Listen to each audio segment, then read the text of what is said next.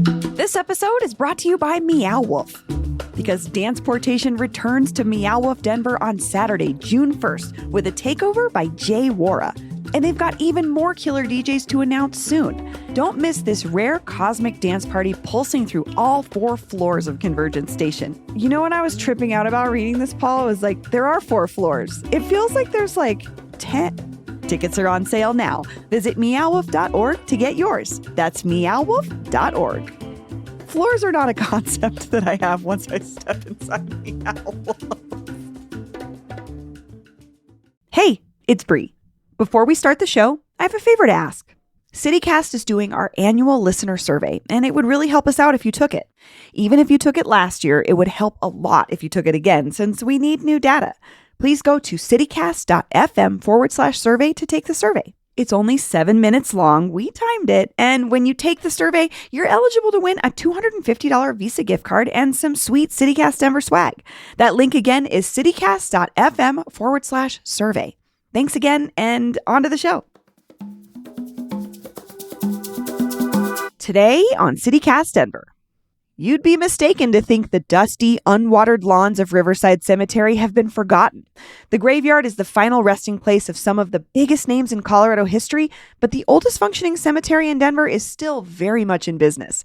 Westward, Skyler McKinley explores the history amongst the headstones at Riverside to remember the stories of our mile-high past and learn why all that dead grass is just part of the graveyard's future. Today is Wednesday, May 22nd. I'm Bree Davies, and here's what Denver's talking about.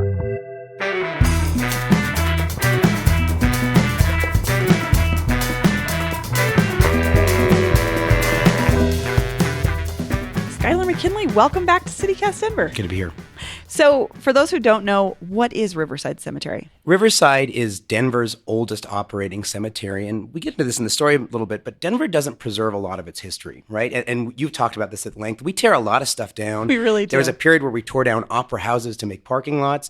Riverside is the last place, really, where a lot of the founding fathers and mothers of Denver, when it was not the capital of Colorado, when it was just a territory, that's where these folks are. It's the oldest operating cemetery. It calls itself a pioneer cemetery because of the high percentage of folks who belong to the Colorado Society of Pioneers. It's the place you can go in Denver to see a lot of that history that you may be getting history books, but even then, not so much. Yeah, and I love the point that you're making, though. Like I think you're alluding to the Tabor Opera House, obviously downtown Denver. If you Google that and see what's there now, you would be sorely disappointed, but we just don't do a great job of it. So digging into this story, you found so many interesting connections to our beginnings.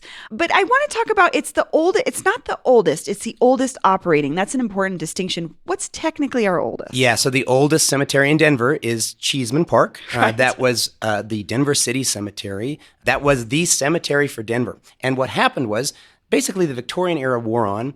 They came up in the 1850s with this idea of the garden cemetery out east. And by the 1870s, Denverites were clamoring for it. They wanted to go to a cemetery where they liked spending their time, that felt like a park, where it wasn't so depressing. City Cemetery, previously called Mount Prospect Cemetery, did not fit the bill. It was designed as cemeteries in the West were prior to that. It was a boot hill. And if you look at old photos of Denver City Cemetery, now Cheeseman Park, the tombs are crumbling. Everything is completely overgrown. There's some great photos of kids using these giant monuments that are in terrible disrepair, basically as a jungle gym. And so by 1876, folks were fed up with Denver City Cemetery. There was this whole new movement in cemeteries, and they said, we've got to do something else. That's why Riverside came about. 1876, Riverside came about. Almost immediately, you see folks moving bodies from Denver City Cemetery, Cheeseman Park, to Riverside, including some big names. Silas Soule, for example, was originally buried at Cheeseman Park. He's now probably the most famous person at Riverside. Can you talk a little bit about who he is? Big story, but and this was one of my favorite things I uncovered. So Silas Soule, Captain Soule, was a U.S. Army captain who refused, and this was during the Union Army, to go along with the Sand Creek Massacre. So Colonel Chivington gave the order. Captain Soule said, you know what, my guys are not doing this. And they sat it out. And afterward, Captain Soule wrote these impassioned letters to Major Wynkoop, to Congress, to others, saying, we just committed a massacre. And he was from an abolitionist family. I mean, he actually really cared. This led to congressional investigation. It led to a lot of shame for Evans, certainly a lot of shame for Chivington, who thought he had a bright political future. It's the reason we know about Sand Creek today is because of Captain Soule. I think what's fascinating, sort of the Riverside story in a nutshell, you go to Riverside and his grave is covered with flowers. It's really the launching point for where they do the spirit run. People care about Silas Soule. He's probably the most important burial there. It doesn't look that great. It's a tiny, worn down little tombstone with no grass and anthills around it. Then you go to Fairmount Cemetery and you find the grave of Colonel Chivington. It is about 10 feet from the central chapel. It is the prime piece of real estate at Fairmount. It's got a gorgeous tree next to it. The lawn is kept up. And on Twitter, when I was posting these photos of these two graves, or I guess it's called X now, people say, I spit on that grave of Chivington every time. And folks leave flowers with Soule. So the context for that is Chivington was the first Grand Master of the Masons. He was a well-to-do person in society who likely ordered Captain Soule's assassination, but it really is striking on a moral basis where you spend all this time at Riverside and you're like, oh, this doesn't feel like what I'm used to with cemeteries. Then you go to Fairmount, which does, and there you see Chivington right on the main drag. That is wild, but it does speak to your point that we just don't take care of our history in the sense that Silas Soule is who we should be celebrating more, at least with something more proper, or at least just, I'm not necessarily proper, but just more. He should be revered more for the work that he did to not massacre dozens of Indigenous women and children mostly. And we've come to a good place with that in our history. You know what's fascinating I uncovered doing the research for this? When he was first buried at City Cemetery, there was a 13-foot tall monument in his honor above his grave. Oh, wow. There's a letter from his widow thanking the folks who donated for that monument. When they moved him to Riverside, the monument didn't go with him. And so he's in a traditional sort of military burial ground that's owned by basically it was owned by the Army of the Grand Republic, which was a fraternal organization at the time. So that just didn't make the move. There was a point where, and this was Cheeseman Park. I mean, it was sort of the centerpiece, and we really, really honored Soule. But just when he made that move, the monument didn't go with him. Because in 1886, how do you move a 13-foot monument? Right? No, It's that's how a do fair they build point. the pyramids? It's one of those big questions. I had no idea how this would work. You really describe Riverside as this sort of pretty desolate and sort of frankly kind of uninviting place.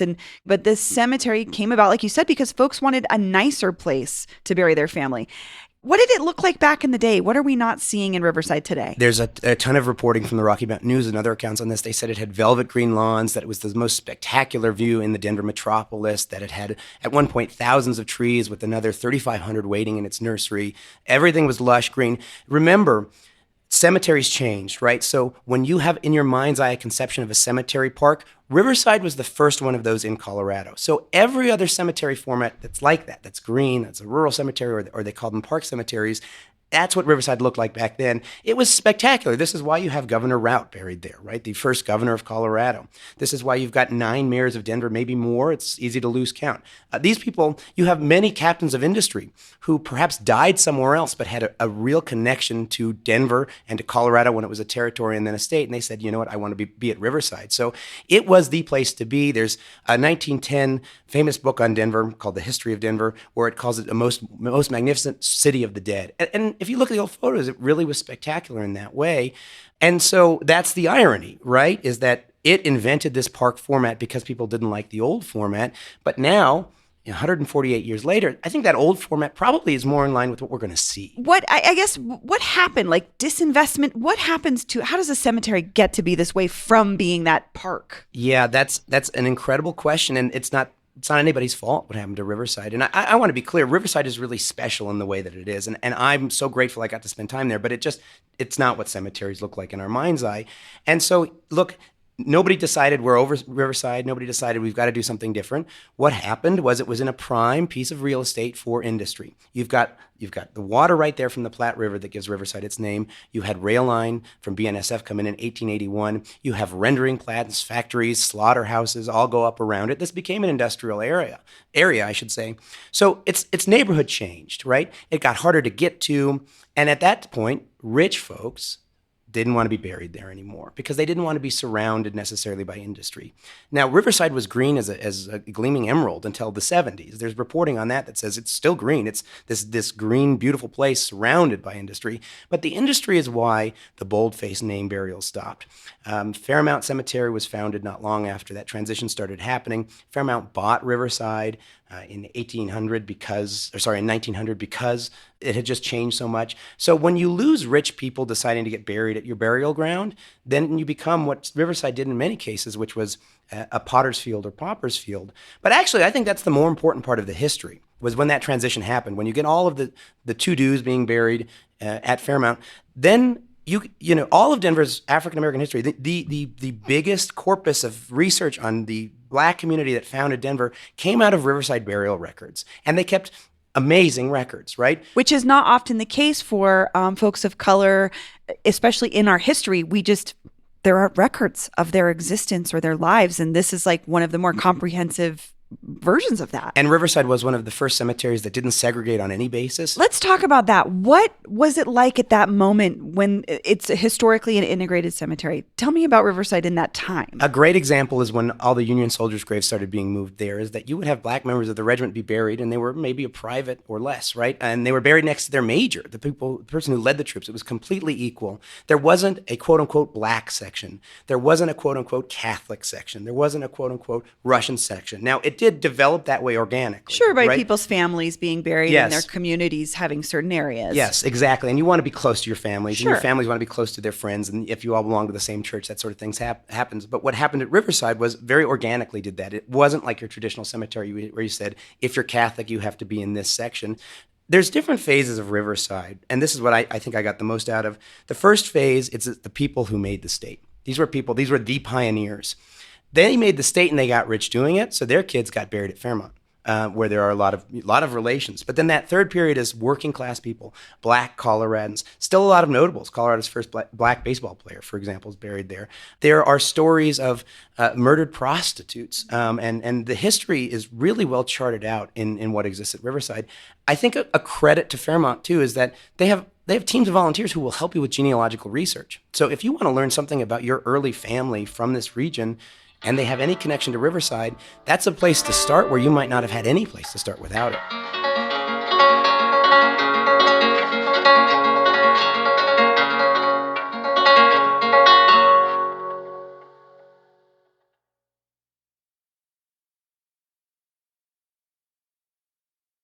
Fairmount owns Riverside at this point, which to me, honestly, I read that in your story and I was a little thrown because we've been talking about Fairmount. It is sort of on the outskirts of East Denver, right before you hit Aurora. It's surrounded by residential for the most part. It is what you think of when you think of the quintessential beautiful. I went to a service there recently. It's a gorgeous cemetery. It sounds so different from Riverside. So can you talk a little bit about why? I know Fairmount gets a little bit of flack for its upkeep, but they say they're taking care of it. You know, when I went into this story, I wanted it to be this expose of like, we're going to get them to do the right thing with Riverside Cemetery, and I'm going to point to why they're not. And it's just not. Actually, they are doing the right thing when it comes to Riverside. Cemeteries are very expensive on every basis. It's a lot of land that requires a lot of water. And the only way you can really keep a cemetery looking like Fairmount is if you've got a lot of burials continuing, which Riverside does not. So you got money coming in. You've got to have money coming in. Yeah. And you have to have an endowment, a perpetual care endowment. Riverside in its early days attempted to set up one of these, so thereby the interest could fund the care. And they've got an endowment. Riverside has an endowment of probably around $2 million, best I can tell. But the interest on that is not enough to run a cemetery. So what Fairmount has done is taken money from its operations and sent that to Riverside. And there's, in the historical record, they talk about cleanups. They organize cleanups to this day. They spend a lot of money. If it weren't for Fairmount, I don't think Riverside would exist at all. I mean, it would be probably overgrown. It might be an attractive nuisance. Sort of. Yes, and I think an area for criminal activity if it wasn't owned by an active cemetery operator. So, you know, can Fairmount spend more money on Riverside? Yes, but what is its duty to Fairmount, right? Yeah. Like it has an equal duty to both. And really, legally, you can't spend perpetual care money in that endowment from Fairmount at Riverside. So I wish you could say, well, they don't care about this cemetery and they do care about this one. But, you know, people in the cemetery business, after now talking to more people in the cemetery business than I ever thought in my entire life I would Yeah. ever interact with, they deeply care. And they deeply care about Riverside. And it's just, it's that quirk of development where the irony of a cemetery is that for it to live, people need to keep dying and keep getting buried there, right? And if that dries up, then especially in the water context, then it just looks like Riverside no matter what. So something that I loved you did in this piece was you said, do you see trash blowing around? No. Do you see, it's like the things that we might actually notice as abandoned aren't there. It's just a lower sort of maintenance look than something like Fairmount. It's actually not neglected at all. You said there's 2 full-time employees, there's dozens of volunteers, and a lot of those volunteers' families are buried there, and they plan on being buried there too. So it's still very much an active cemetery, but like you're saying, not as much coming in as Fairmount to perpetuate maybe more care. Yeah, and look, it's can be overgrown a little bit, and that's the natural course of things because it would take 50 people, not 2, to mow it, right? Right. The roads are in good shape. Yeah. There's a police presence at night. There's not vandalism. There's not graffiti. Everything is kept up really well. I would say, too, for folks who complain about cemeteries, certainly you expect a green cemetery, and that's why people get mad about Riverside, and those expectations will need to change. But headstones are the property of families. They don't belong to the cemetery. The cemetery, in no cemetery really, Fairmount or otherwise, they don't generally keep up the headstone. So if you see a cracked headstone, well, that person was buried there in 1880. Who in that family is going out and polishing that and so on? So everybody who's involved with Riverside deeply cares about it. And it'd be so great to say this was a story of neglect and that it's something we need to change. But actually, we need to change. I was going to say it's more about what we perceive to be a good-looking cemetery is maybe something that's a little bit more water-wise, right? Let's talk about that. What's the water rights story behind Riverside? So this is probably the central crux of why Riverside looks the way that it does. So it's on the Platte River, and for 100 years, they thought they had the rights to draw off the Platte River. And they probably did at some point, and it's not clear whether something wasn't renewed or they weren't aggressively defending that water right claim. But in the 80s, a clerk at Denver Water discovered this and said, you don't own this water right. In fact, your neighbors own this water right. Riverside sued, Fairmount sued on behalf of Riverside, goes to the Court of Appeals, it goes to the Supreme Court. Turns out Riverside does not own that water at all. So the water that they had been drawing legally from the Platte, they didn't have any right to. It had to go elsewhere. The West is the history of losing your water rights, yes. Right? But then they still watered it. From 81 until the early 2000s, they negotiated with Denver Water to use water. And then it's not clear what happened. Something changed. Everyone at Riverside will say that, well, the handshake agreement disappeared. I saw that, but that's such a shady, it's always hard you can't pin that down. Everybody says there was this handshake agreement, but I couldn't find anything. But I think that's what the handshake agreement refers to. And Denver Water raised its rates in line with what it costs to water. You know, there's writing from 1879 that Riverside was using 500,000 gallons per day. I mean, this is a lot of water for people who don't need it. Right? The one thing you can say about dead people is they don't get thirsty. They don't need a lot. Yeah. And so by 2003, Riverside decided we're going to stop watering. They had to. I mean, it just did not make any sense. You would be spending more money than you've got. And also there are better uses for water. This coincided, by the way, with a period of severe, and you'll remember, as I was here then too, a severe drought in Colorado. Yes. So they stopped watering. Now, a lot of the trees died in the 70s. There was an elm blight. But this was totally separate. This was just a different environmental impact problem. The trees died a couple times. Yeah, okay. So a lot of the trees died in the 70s when they were still watered, and they were definitely still watering at that period. Then a lot of trees died after you stopped watering trees. Sure. There are still trees there, by the way. I mean, it's not barren. There are trees, but you know, it's not a lush rainforest. It's like there's a lone pine next to something. And in the summer, it's dust. In the summer, it's yellow and brown. Like a lot of Colorado is. Like we're told our lawn should look like if yes. we responsibly want to care about having a sustainable future, right? But and when I was just out there, right after our rainy season, it was pretty impressive. I mean, there's a lot of green. Now it's overgrown in places. It looks like, you know, a lot of lawns, a lot of our that own are xeriscaping yards. And so on. Yeah. But there's not a lot of trees. You know, you definitely, if you go out there, you will see all the industry around you. But for as angry as people who have loved ones all get about it, and probably deservedly so because they worry it maybe reflects poorly on them that their relations are there. Yeah. It's a pretty vibrant place. I mean, I wrote about this in the story. I got chased off by a goose. I was just walking around taking photos of tombstones, and then this goose starts hissing at me and runs out from between these two graves, and it's like, oh, there's a lot of life here. Yeah. It's a beautiful view of the Platte. It is clearly what Colorado used to look like when these people were buried there, before they spent all this money on landscaping. And so, you know, the whole thing is fascinating in that regard, where we talk so much about how we don't want to run out of water, but what happens when it happens? Riverside's that example. Here's Yeah. what happens when you run out of water. Here's what your golf courses will look like. Here's what all your cemeteries will look like. What are we going to do to deal with that? Denver invented the idea of xeriscaping. Xeric landscaping came out of Denver, Colorado. We have not applied it to cemeteries a lot.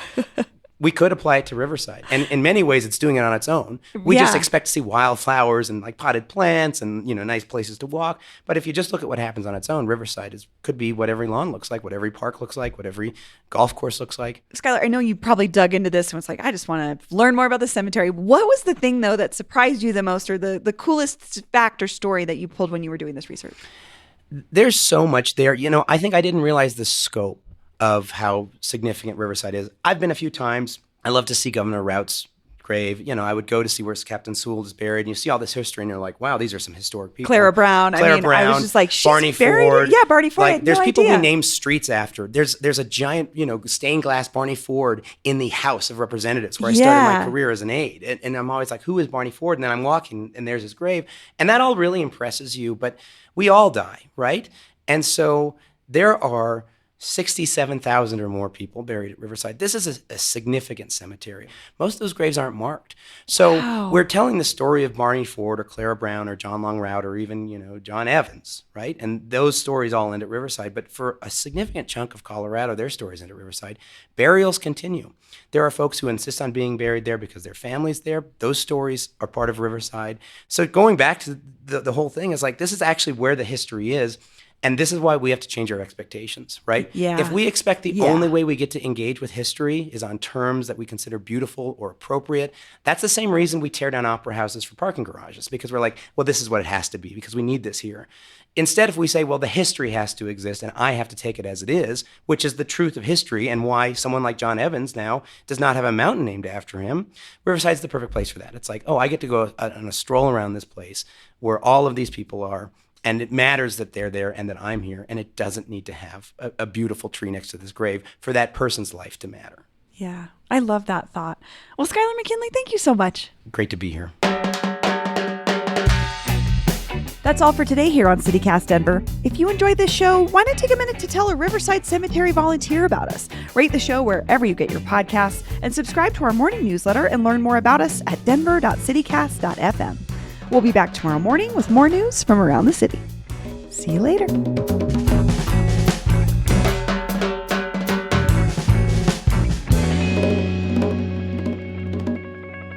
I quit reading words!